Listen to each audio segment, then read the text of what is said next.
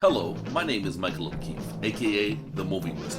If you enjoy this interview and want to hear more top-notch film industry conversations, please press the thumbs up, subscribe to this channel, and hit the bell to stay in the know. Oh, good. Oh, good.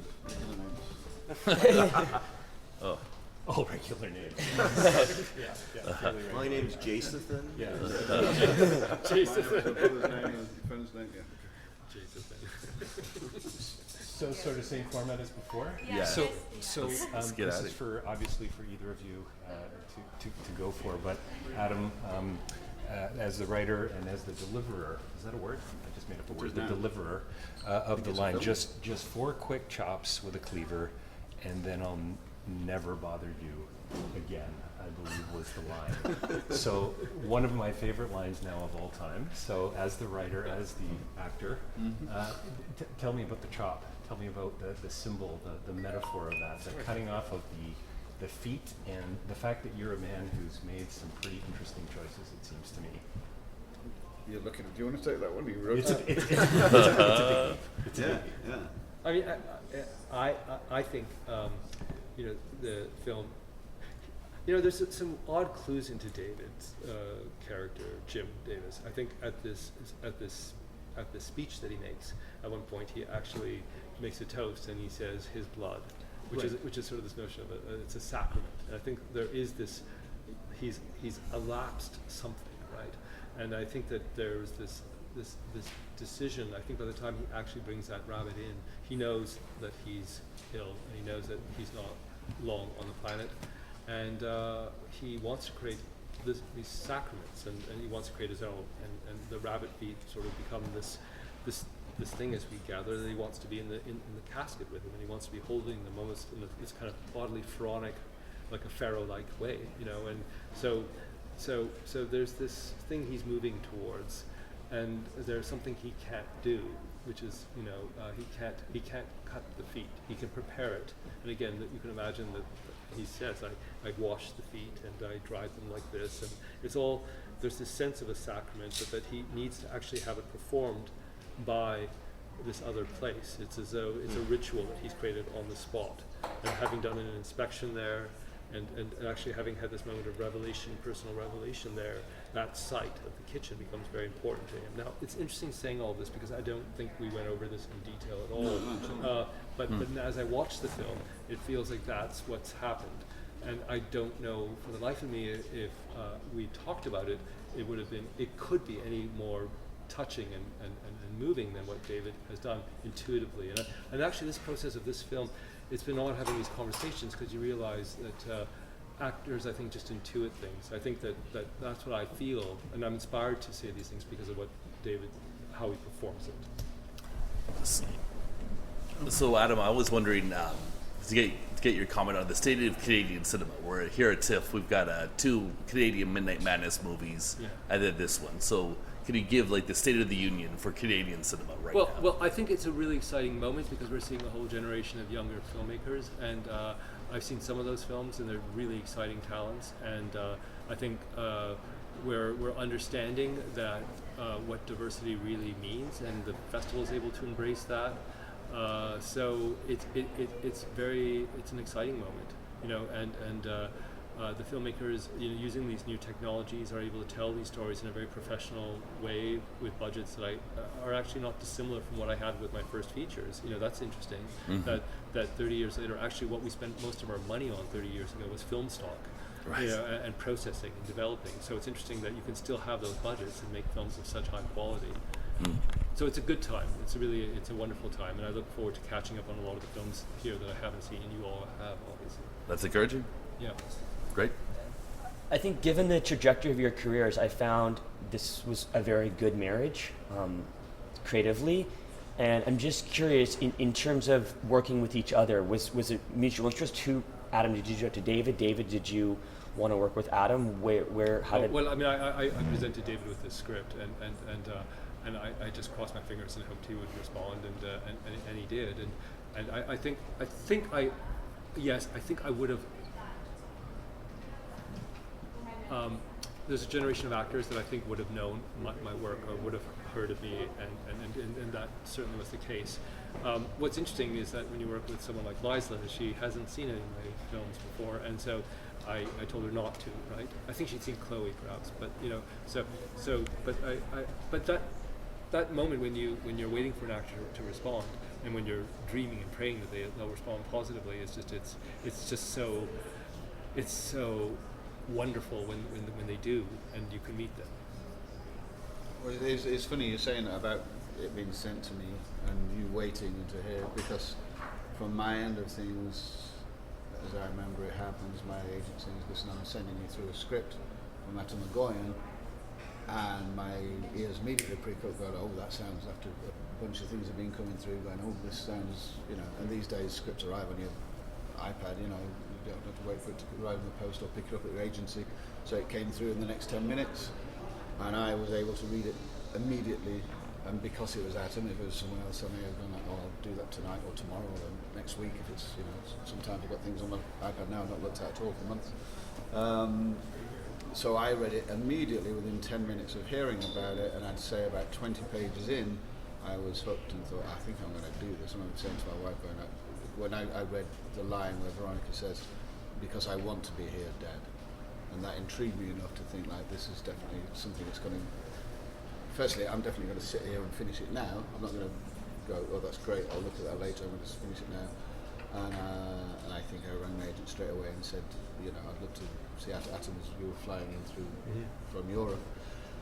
So it was actually very short, my involvement in the decision to make it, and I must stress mainly based on my familiarity with Atom's work, certainly since, we say the trajectory of our careers going back to the 90s, and being familiar with each other's work over that time. So sometimes you just, a name comes up and you think, I know that's definitely wonderful quality. And then meeting Atom himself, and I think we had a great first meeting and got on wonderfully, and it was, inevitable since then. Jim is such a great character, but one of the things I think is so interesting about him, I mean, he sort of walks this line between justice and grace. Here he is, the guy with the power that he wields to shut down a restaurant because somebody sneezed in the salad, which isn't in the film, I understand, but I'm just saying, that sort of power. And at the same time, he's fighting for his daughter. For both of you, but I mean, thinking of David first, how did you find that balance when you were creating his character? Did you work together? Did you sort of bring notes? How does that develop? I think like Atom says, very sort of instinctively, I feel like that as an actor, I don't always like to over talk things with anyone.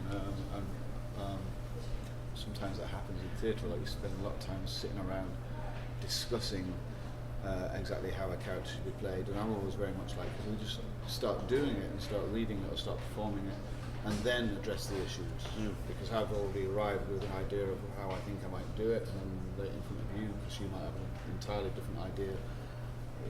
Before sitting down and discussing it at length, I think those discussions come once you've started to play it. And we didn't also have a lot of time to rehearse. I arrived in Toronto, I was coming from something else, and only had 2 days to work with Leisler, and those are the scenes we did first, the prison scenes, so they were wonderful things. I think it would have been a little harder if we'd gone straight to some of the montagey stuff of the restaurants and everything, so I thought, well, I don't know exactly who I'm playing yet, but since we got into the real meat of it by doing the prison scenes with Leisler, I came to understand early on what I was required to do for the rest of the film. So I tend not to intellectualize thinking parts. I find it actually a nuisance to talk about it too much and say he is like this, he is like this. The only time I've done that is with Mike Lee, but there it's necessary because you're creating the character from zero, where you talk an enormous amount of building the character. But once a writer, director has gone through writing and creating the character already on the page, a lot of the work is already done, and then it's like, well, what do you think of this? And then we talk. I mean, then we talk constantly through the making of the film, in between setups and takes and dinners, and constantly analyse it there. But I don't think we talked initially that much about what this should be. It's just fascinating so process of doing these discussions before the premiere, because there's lots of things like we're saying, like you see it in the film, you see it in the performance, and it must have been there intuitively, but it wasn't discussed that way specifically. And that's the mysterious part about the process. Like, it's mysterious that and it's just the nature of a good collaboration, that things are transmitted, and that it feels it gets richer as you get other people's response, and you have to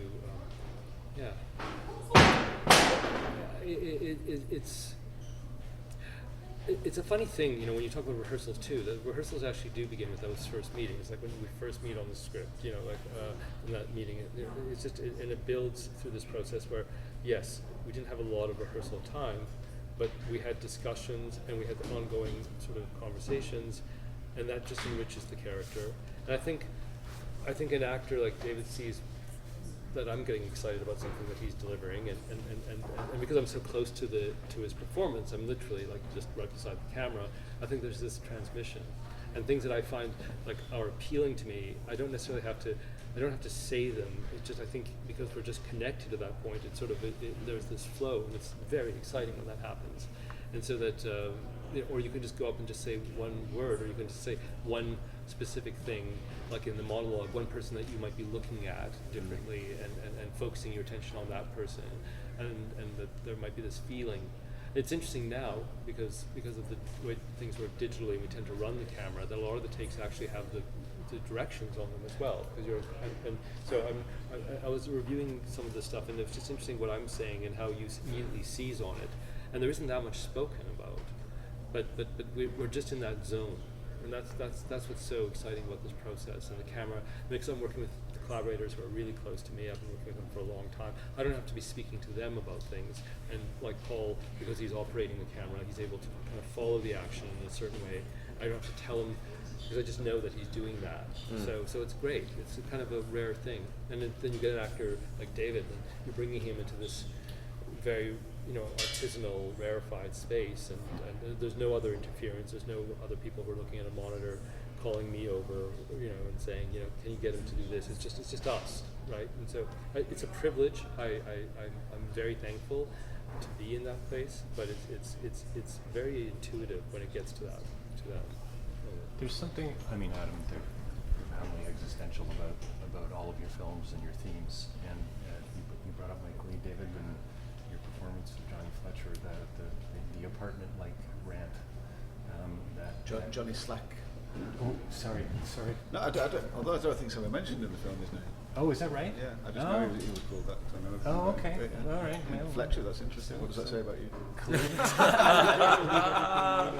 I believe they used to make arrows, the Fletchers. Well, in Canada, Fletcher is it's sort of an iconic mythological figure associated with independent film of the 90s. A Fletcher character is like, no. Oh, I see. So whatever his name was, and what do you think about the name Fletcher? That's right. I know Fletcher is French for arrow, so the Fletcher. Fletcher. All right, a little comedy here I learned I have a friend named Fletcher on named the after road Fletcher side. Christian. But really, a pretty crazy, profound rant, existential Yeah, rant. yeah. You're, in this film, you're a man that follows rules, Yeah. the code. You've got the pass sign in your briefcase. I mean, it's everywhere that you're a man who's made some pretty, I think, crummy choices. I'm just wondering about how. I have no idea what I would do with your script if you said, "Hey, But that's interesting. What are the crummy choices? I don't know. I'm wondering. Or are they just choices? I just think he made this choice, which was like, I don't think he would tell his daughter that his ailing wife had given him permission to have an affair with her music teacher. Like he would not be able to explain it to her at the age of 10, and certainly after this traumatic thing that happens, and he doesn't know that his daughter might be partially responsible for what happened to the teacher. I just think that history in his mind is sealed off. And when he begins to understand that it actually wasn't so sealed off in his daughter's imagination, and that she did see certain things, yes, he does make the maybe seemingly crummy decision to say that did not happen, but it comes from a place where he's convinced that she couldn't have seen it, And he believes that myth, and he also believes that if he tells her why that happened, which is that that his wife gave him permission, she just would not believe that. I mean, given who she is and the anger she feels, like that's way too convenient. So I do think that close-up of David at the end, where he's in the last inspection and he leaves his bag with the pass that can fail, and he has this smile. I think he thinks, maybe this priest, if I have my funeral at this, and I ask for this priest, maybe he'll transmit that history. I don't know if it's that clear in his mind, but I think he's in a trap. I think the crummy things have happened to him, but I don't know if those were decisions that he could have made otherwise. I suppose, I just don't know. I think we all make terrible decisions all the time. I mean, that's what I think is really it concerns me in life and in writing. I mean, my book, It's all about a man making constant bad decisions time and time and not learning from it ever. It's one of the main themes of the book. So I don't think it's such a. I agree. I could crummy or not, but certainly retrospectively bad decisions may be. But I don't think that's so unusual. And I think in the context of this, in terms of when to reveal a hidden truth from childhood, or what to discuss with one's children, or to roll up some rabbit shit and pretend it's rat shit, is probably not his best idea. Yeah, actually, although that did achieve what he wanted. He got him the interview with the grandson, so it's a great idea. Yeah. So that's not a crummy idea. So yeah, but that's one of the things to me that makes the whole character plausible, and there's nothing remarkable and fantastic about that. It's like that's just how we all live, and we make some bad decisions, and sometimes you think you made a bad decision, turns out to be a good one, and vice versa. Right? So I think to me the story is very simple, and Jim isn't necessarily that complex. He's just like all of us, and that's how I saw him. And I didn't go, here I am playing a very, very complex character. I think here I am playing a regular guy, because we're all complex, obviously. I think you more than most. Can I quote you on that? Well, please do. Yeah. See how one Johnny earphone's Fletcher. on, one earphone's off. That's awesome. Yeah. We're just scratching the surface here. I was interested in what you just said about being instinctive in your performances, and I could see, especially with like a role like this, you wouldn't want to brood on it too hard. But did you ever have a hard time? Are you kind of like a kind of guy when you're acting, you punch in, you punch out, or does it like come back with you like in weird ways when you're not working? Like a character is always. You're always when you're working. I'm doing something now in Quebec, and that's on the car here. I'm thinking that through. You're at work for the time you are there filming, but most of the time as an actor, you're constantly thinking about it, and you're often dreaming about it, and waking up a few times. Once as the character, once as yourself, and then the character tends to wake up sometimes. When you're actually right in the middle of filming, I find it's never off your mind. Not necessarily. That's not necessarily a bad thing or a disturbing thing. Right. It's a conscientious thing, if anything. Interesting. I'm just curious, what do you think this film says about family and the relationship that we have with those who are closest to us? Whether what it says to me, again, it's familiar to me. I feel like Jim's familiar because he's like all of us, and it has resonances in my life as a story, in all people's lives really, in things that happen during childhood, some little crises, some little traumas in the family, or maybe misremembered and misaddressed, and haven't taken the time to address them. I still don't think I talked to my father in the way that I think I will regret. I'll regret having not talked to him in the right way. He's 91 now, and inevitably he'll die one of these days. And I think I'll have regrets. And my mother died 8 years ago, and I learned that those regrets exist after one's death. And I'm like, but why don't I therefore address them now with my dad? Because he's 91 and I still can, and he's still old and he's still lucid. But I don't, because it would break the pattern of the behaviour we've had heretofore. I choose not to. I don't ring as much as I could. I could ring him now. But yeah, we're all inconsistent, and we all feel like we fail in that respect, I think. I can't believe I've never asked this to anyone before, but it's one of those things that just listening to this conversation here for both of you, you've made this film. You've made many films, but you've made this film. You've released it. You're showing it to the audience, and as you've both sort of said, oh well, we haven't sort of looked at it from that way or that. I was wondering, what do you think about the relationship between the people creating the film and the audience? Because you hear these conversations like, well, I think it means this. Well, that's not how I intended it. But I was just wondering how you two feel about that.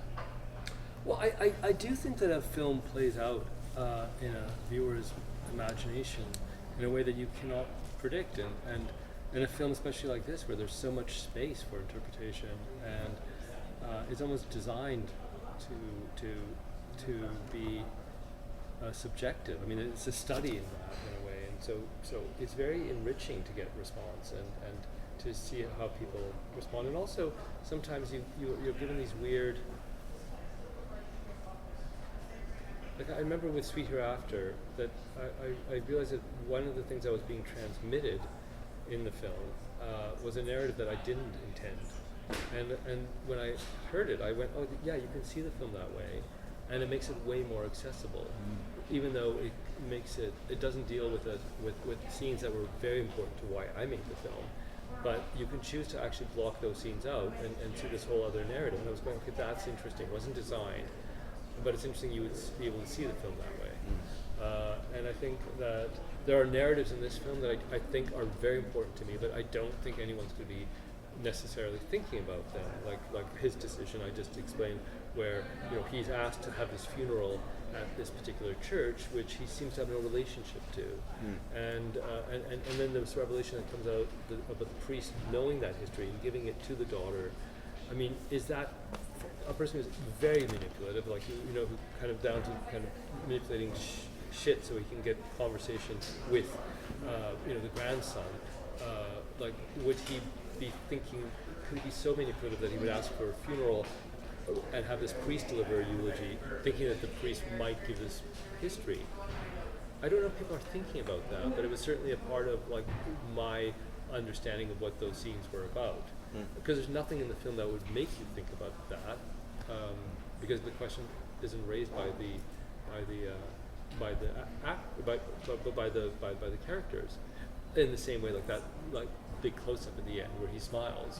It's not ever really explained why he might be smiling. Actually, we came up with a different thing. It was just a memory of her playing that piece on the piano. That's what I remember telling you. But now that I watch the film, I go, no, but it makes more sense that might be interpreted this way.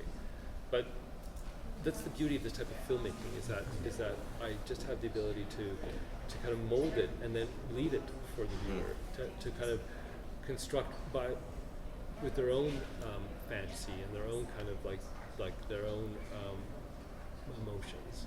And the film is porous enough to be that way, which is why it's also not everyone's cup of tea. I mean, there are people who don't like watching a film that way, and I understand that. And that's why I try to make these films in a way that they don't need to find a huge audience, because I know that unless I've been lucky sometimes when I'm working with sexual obsession, because I think that that's something that people kind of understand, irrational behavior or unexpected behavior when it's sexual obsession. But there is no sexual obsession in this film, thankfully. But I think that these are the zones of, not madness, but zones of behavior which are compelled by people wanting results in terms of how they should behave, and being confused and challenged by choices, and then an actor is then responding to that challenge of portraying that. So the viewer becomes super important. So we're super excited to play it, in a couple of hours in this house and feel what that feels like. And for David, it'll be the first time he's actually seeing it with an audience. And congratulations. I hope you're fantastic. Yes. Thank you. Thank you very much. Thanks for your time. Thank you. Lovely.